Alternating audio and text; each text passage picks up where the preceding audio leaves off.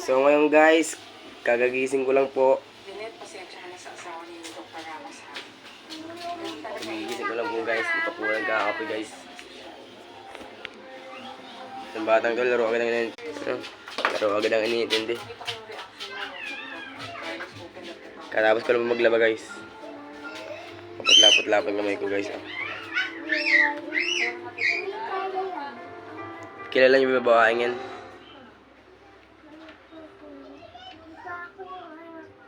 Yun ang babaeng yan. Ayun, si Doktoro. Si Doktoro. Si ano? Si Paslang Lupa. Maliligo muna tayo guys bago tayo mag live. Okay guys. Good morning sa inyo mga kageng-geng.